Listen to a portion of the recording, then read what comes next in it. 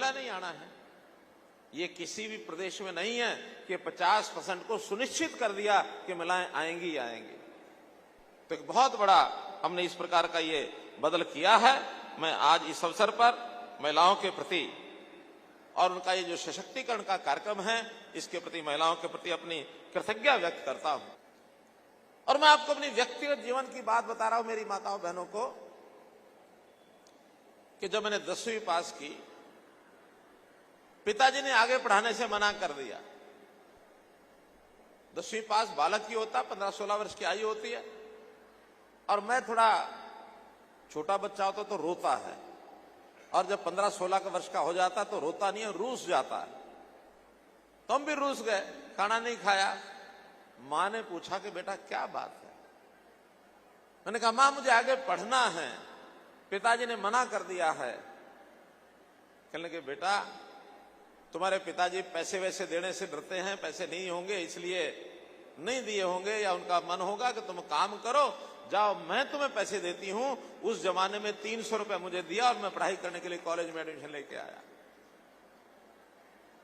तो मेरी आज की सफलता के पीछे मैं कहता हूं हमारा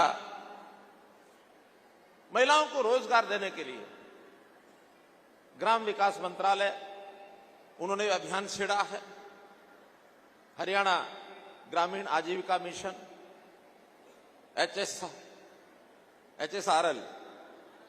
RLM, तो इस प्रकार से इसका एक बहुत बड़ा काम हरियाणा में हो रहा है। आज बहुत सी बहनें यहां आई और उन सब विषयों में पुरस्कार लेके गई। हमारे आंगनवाड़ी की बहनें पुरस्कार लेके गई।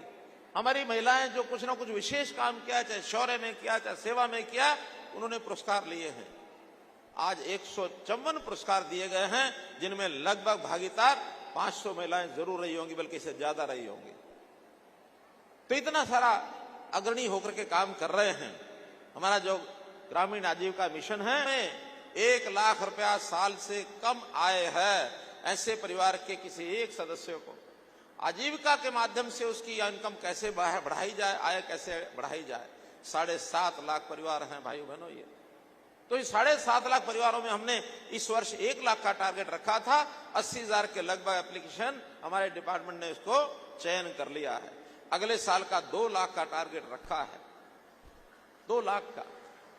अब इसमें मैं जो अपील करना चाहता हूं, हो सकता है कोई परिवार ऐसा हो जहां कमाने की क्षमता रखने वाला या कोई इस प्रकार का जवान नहीं है जो घर के लिए कुछ कमा सके, और हो सकता है केवल महिला ही ऐसी हो जिसके ऊपर परिवार निर्भर है, और वो महिला भी हो सकता है उतनी सक्षम अभी तक नहीं होगी कि वो अपना काम अपने पैरों पर खड़ी होकर कर सके।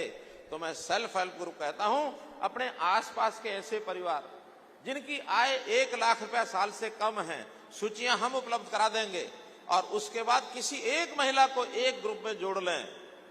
काम चाहे वो कम भी करे तब भी एक महिला को जोड़ लेंगे, तो आपकी अगर 10,000 15,000 की आमदन है, उसकी भी 10-15 हजार रुपया आमदन हो जाएगी। और इस तरीके से 50,000 सेल्फ हेल्प ग्रुप 50,000 परिवारों को और आगे बढ़ा सकते हैं।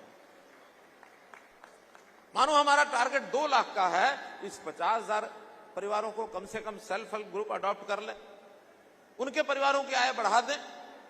क्योंकि हम चाहते हैं गरीब ना रहे, उसको कैसे हम उसकी आय बढ़ाएं, ताकि उसकी आदत मुफ्त लेने की बजाय अपने पैरों पर खड़ा होकर कमाई करके स्वाभिमान से माथा ऊंचा करके सीना चौड़ा करके वो भी जाके जीने का, उसका बच्चों को पालने का, बच्चों को पढ़ाने का, घर में छोटी मोटी जरूरतें पूरा करने का अवसर उसको मिले।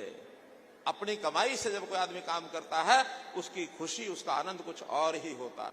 महिलाओं की सुरक्षा, और अब तो उन्हें महिलाओं की पुलिस में संख्या जो कभी 6% थी 2014 में, अब वो 10% हो गई है, और आने वाले समय में उसको 15% महिलाओं की संख्या ये पुलिस में करेंगे।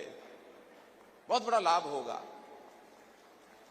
इसका लाभ महिलाओं को तो होगा, लेकिन अपराध करने में अगर कहीं मनचला युवक फंस जाए तो उसको भी डर और संकोच है, क्योंकि यही वो अपना देश है जिस देश में हम मातृशक्ति को देवता के समान मानते हैं।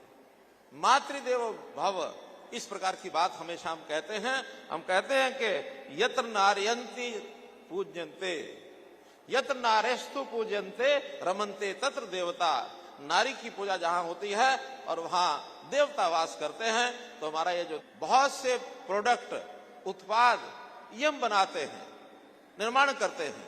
तो हमारी बातचीत हुई है, जो फ्लिपकार्ट लिमिटेड है कंपनी, फ्लिपकार्ट कंपनी में हमारी जो सहायता समूह बहनें हैं वो अपना जो सामान है उस डिजिटल मार्केटिंग के माध्यम से जो सारे देश में बिक सकता है वहां रजिस्टर कराइए और अपना सामान फ्लिपकार्ट लिमिटेड माध्यम से अगर हम करेंगे, हमने एक समझौता भी उनसे किया है, उस नाते से आपकी आजीविका ये बढ़ेगी। और भी जिस प्रकार के सुझाव कोई महिलाओं के लिए आएंगे, कभी भी किसी भी समय दोनों विभागों में से कोई भी विभाग ये करेगा उसको हम आगे बढ़ाएंगे। अपने यहाँ एक जानकारी और मैं देना चाहता हूं कि जो असहाय बच्चे, असहाय महिलाएं, हमारे जो बाल गृह हैं, जो ऑर्फनेजेस हैं, उनमें भी रहते हैं। और बहुत बच्चे तो ऐसे हैं पढ़ाई लिखाई करने के बाद 12वीं पास की, उसके बाद उनको पता नहीं होता कहाँ जाएं, क्या करें, बहुत दयनीय स्थिति में आ जाते हैं, इधर उधर भटकते रहते हैं। हमने पिछले साल ऐसे सब बच्चों के बारे में विचार किया जिनके माता पिता का नाम पता नहीं है, जिसका कोई घर पता नहीं है, जिसका कोई जाति पता नहीं है, जिसका, लेकिन पाल पोस करके महिला और उस आश्रम में बाल गृह में हमने बड़े तो कर दिए। उनके आगे क्या होगा उसके लिए एक हरिहर नाम की योजना हमने बनाई है। हरिहर योजना 18 वर्ष के बाद ऐसे बच्चे का, बच्ची का 25 साल तक पूरी देखरेख सरकार करेगी। पढ़ाई करना चाहे पढ़ाई में उसको आगे बढ़ाएंगे, नहीं पढ़ाई करना चाहे तो ग्रुप डी और सी योग्यता के हिसाब से उनको बिना किसी परीक्षा के, बिना किसी इंटरव्यू के, जैसे एक्स ग्रेशिया नौकरी दी जाती है, तुरंत उसको नौकरी देंगे। 25 साल तक की गारंटी हमारी रहेगी। 25 साल तक उसको हम पालेंगे, पोसेंगे। और योजना बन चुकी है। 2 बालकों को 18 वर्ष के बाद उनको इसकी नौकरी मिल चुकी है, अभी और तलाश की जा रही है। ऐसे सब बालकों की संख्या लगभग 12 बताई जा रही है। हम अगले आने वाले समय में ऐसे सब बालक, चाहे वो सरकारी बाल गृह में पढ़ते होंगे या फिर प्राइवेट में पढ़ते होंगे, लेकिन ये जो उनके वास्तव में कोई आगे पीछे का पता ही नहीं है, ऐसे सब बालकों को और हम नौकरी देंगे। और शादी होने तक वो इस सुविधा का लाभ उठाएगा। 25 वर्ष तक उसकी शादी का प्रबंध भी हमारा डिपार्टमेंट महिला बाल विकास के जिम्मे लगा है कि उन्हें शादियां करा के परिवार बसाओ, एक मकान 2 कमरे का उनको मिल जाए, आगे अपना जीवन वो चलाएंगे। तो इन सबको अडॉप्ट करने का काम ये सरकार ने किया है। इस प्रकार के कोई भी काम दिव्यांगों का हो या कोई गरीब का हो, असहाय का हो, ये सब हम करेंगे। किसी भी नौजवान को, किसी बच्ची को, किसी नागरिक को लावारिस मत समझना। सबका जो है वारिस भगवान है, सहायक सरकार है। हम आपके साथ खड़े हैं। बहुत बहुत धन्यवाद।